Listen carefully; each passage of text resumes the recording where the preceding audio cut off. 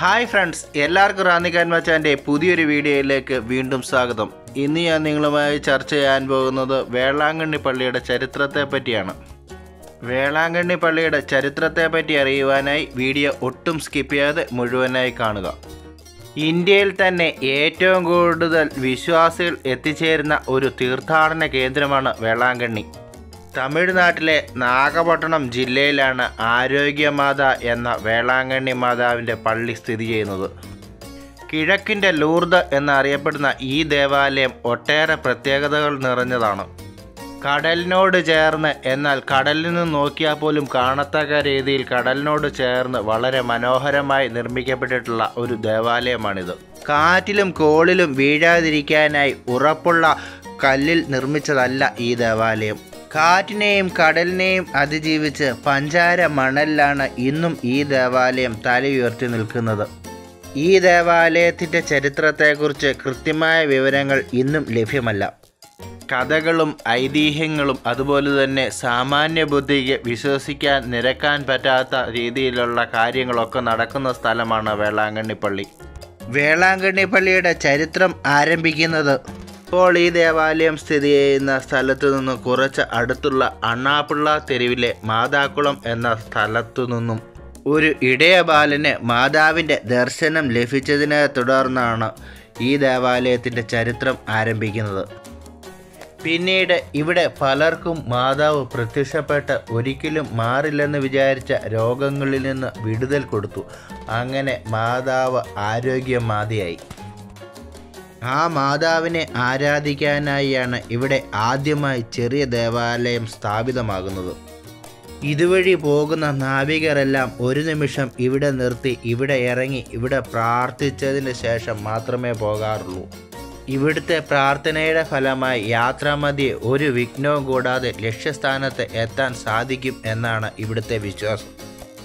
ആദ്യത്തെ 2 ദർശനങ്ങൾക്ക് ശേഷം മാതാവ് പിന്നീട് പ്രത്യക്ഷപ്പെട്ടത് കാറ്റിലും കോളിലും അകപ്പെട്ട നാവികർക്കാണ്. കടൽക്ഷോഭത്തിൽപ്പെട്ട് തങ്ങളുടെ ജീവൻ വരെ നഷ്ടപ്പെട്ടേക്കാവുന്ന അവസ്ഥയിൽ നിന്ന് തങ്ങളെ വിടുവിച്ച വേളാങ്കണ്ണി മാതാവിനു വേണ്ടി അവർ ആ ദേവാലയം പിന്നീട് പുതുക്കിപ്പണിതു. വേളാങ്കണ്ണി മാതാവിൻ്റെ ദേവാലയം ഇന്ന് കാണുന്ന നിലയിലേക്ക് മാറ്റിയത് പോർച്ചുഗീസുകാർ തന്നെയാണ്. ഇവിടേക്ക് വൈദികരെ നിയമിക്കുന്നതിനും അതുപോലെ തന്നെ നിർമ്മാണം വിപുലീകരിക്കുന്നതിനും എല്ലാം മുൻകൈ എടുത്തത് പോർച്ചുഗീസുകാർ തന്നെയാണ്. വാസ്കോഡഗാമയുടെ പിൻഗാമിയായി ഭാരതത്തിലെത്തിയ ആൽബയോ കൊബാഡയുടെ പുസ്തകത്തിൽ ഇവിടെ ഒരു വിജയവംശത്തിലെ ഒരു രാജാവിനെ ഈ പള്ളിയിൽ വെച്ച് മാമോദിസ മുഖ്യതായി പറയപ്പെടുന്നു. ആ സമയത്ത് ഈ പ്രദേശം വിജയനഗർ രാജവംശത്തിൻ്റെ കീഴിലായിരുന്നു. ഭാരതത്തിലെ തന്നെ മറ്റുള്ള പള്ളികളിൽ നിന്ന് വ്യത്യസ്തമായി സാരിയുടുത്ത് കൈക്കുഞ്ഞിനെ പിടിച്ചുകൊണ്ട് നിൽക്കുന്ന മാതാവിനെയാണ് വേളാങ്കണ്ണി പള്ളിയിൽ ആരാധിക്കുന്നത്.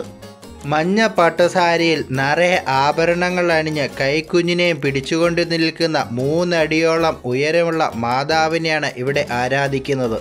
എന്നാൽ ഈ പ്രതിഷ്ഠ എപ്പോൾ നടന്നു എന്നതിനെപ്പറ്റി വ്യക്തമായ ഒരറിവില്ല. പോർച്ചുഗീസുകാരാണ് ഇത് ഇവിടെ സ്ഥാപിച്ചത് എന്നാണ് എല്ലാവരും വിശ്വസിക്കപ്പെടുന്നത്. ഇന്ത്യയുടെ വിവിധ ഭാഗങ്ങളിൽ നിന്ന് എത്തിച്ചേരുന്ന വിശ്വാസികൾ തങ്ങളുടെ ഇഷ്ടത്തിനനുസരിച്ചുള്ള പേരാണ് മാതാവിന് നൽകിയിരിക്കുന്നത്. ഗോവയിലെ ആളുകൾക്കും കൊങ്ങിണികൾക്കും മാതാവ് ശാന്തി ദുർഗയാണ്. ഇവിടെ എത്തുന്ന തമിഴർക്കാകട്ടെ മാതാവ് മാരിയമ്മയാണ്. മറ്റുള്ള പള്ളികളിൽ നിന്ന് വ്യത്യസ്തമായി രാവിലെ മുതൽ വൈകിട്ട് വരെയും വേളാങ്കണ്ണി പള്ളിയിൽ നിരന്തരം ആരാധനകളുണ്ട്. രാവിലെ 5:45 മുതൽ വൈകിട്ട് 9 മണി വരെയാണ് ദേവാലയം തുറന്നിരിക്കുന്നത്. ഈ സമയങ്ങളിൽ ഇവിടെ മലയാളം, തമിഴ്, തെലുങ്ക്, കന്നഡ, ഇംഗ്ലീഷ് തുടങ്ങിയ ഭാഷകളിൽ കുർബാനയുണ്ട്. കടലിന് അനുബന്ധമായി 5 ഏക്കറിൽ പരന്നു കിടക്കുന്ന സ്ഥലത്താണ് ദേവാലയവും അനുബന്ധ കെട്ടിടങ്ങളും സ്ഥിതി ചെയ്യുന്നത്. പോർച്ചുഗീസുകാരുടെ കാലത്താണ് ദേവാലയത്തിൻ്റെ ആദ്യ വിപുലീകരണം നടന്നത്. പിന്നീട് ഡച്ചുകാരുടെ ഭരണകാലത്ത് ഇത് ഒരു പാരിഷ് ചർച്ചായി മാറി. 2-ാം നൂറ്റാണ്ടിൽ ജൂൺ 23 മാർപ്പാപ്പ ഇത് ഒരു മൈനർ ബസലിക്കയാക്കി മാറ്റി. ബസലിക്ക ദേവാലയം, അസിഡിത്യ ദേവാലയം, റീകൺസിലേഷൻ ദേവാലയം, ജപമാല സ്ഥലം, കുരിശിൻ്റെ വഴി, മോണിസ്റ്റർ ചർച്ച്, മിഥ്യാരാധനാ സ്ഥലം തുടങ്ങിയവയെല്ലാം ഇതിൻ്റെ ഭാഗങ്ങളാണ്. സെമിനാരികൾ, മഠങ്ങൾ, വിദ്യാഭ്യാസ സ്ഥാപനങ്ങൾ തുടങ്ങിയവയെല്ലാം ദേവാലയത്തിൻ്റെ ഭാഗമായി ഈ കോമ്പൗണ്ടിൽ സ്ഥിതി ചെയ്യുന്നു.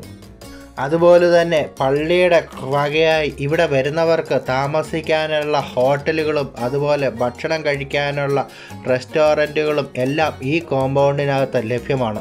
പള്ളിയുടെ കീഴിലുള്ള ഹോട്ടലിലാണ് ഞാൻ ഇത്തവണ വേളാങ്കണ്ണിയിൽ പോയപ്പോൾ താമസിച്ചത്.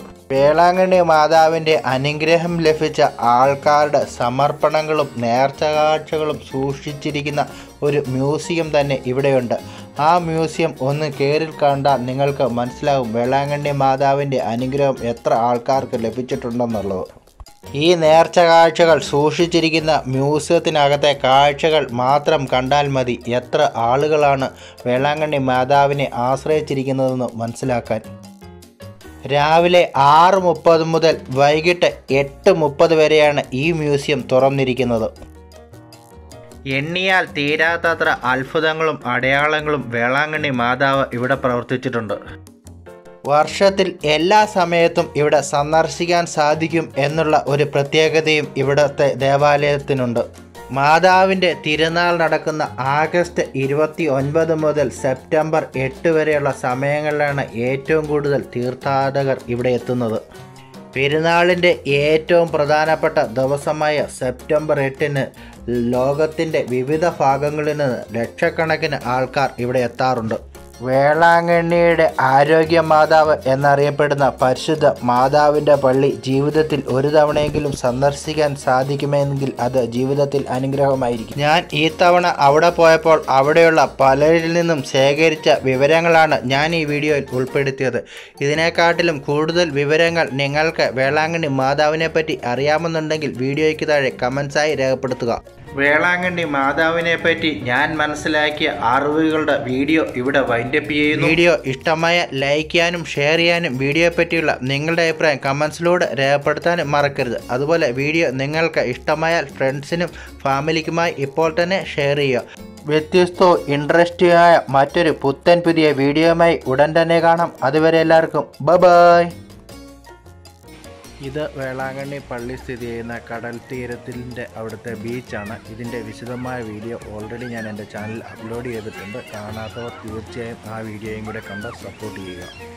ആ വീഡിയോ കാണാത്തവർക്ക് വേണ്ടി വീഡിയോയുടെ ലിങ്ക് ഞാൻ ഈ വീഡിയോയുടെ ഡിസ്ക്രിപ്ഷനിൽ കൊടുക്കുന്നതാണ്. അതുപോലെ തന്നെ കമൻറ്റ് ബോക്സിലും ഞാൻ ആ ലിങ്ക് പിൻ ചെയ്ത് വെച്ചേക്കാം. അതുപോലെ തന്നെ വേളാങ്കണ്ണിയുടെ 1-2 വീഡിയോസ് ഞാൻ ഓൾറെഡി അപ്ലോഡ് ചെയ്തിട്ടുണ്ട്. ആ വീഡിയോയും അതുപോലെ തന്നെ കേരളത്തിൽ നിന്ന് വേളാങ്കണ്ണിയിലോട്ട് പോകാനുള്ള ഏറ്റവും ചുരുങ്ങിയ ട്രെയിൻ ചാർജ് ഉൾപ്പെടെയുള്ള വീഡിയോയും ഞാൻ എൻ്റെ ചാനലിൽ അപ്ലോഡ് ചെയ്തിട്ടുണ്ട്. കണ്ടിട്ടില്ലാത്തവർ തീർച്ചയായും ആ വീഡിയോയും കൂടെ കാണുക.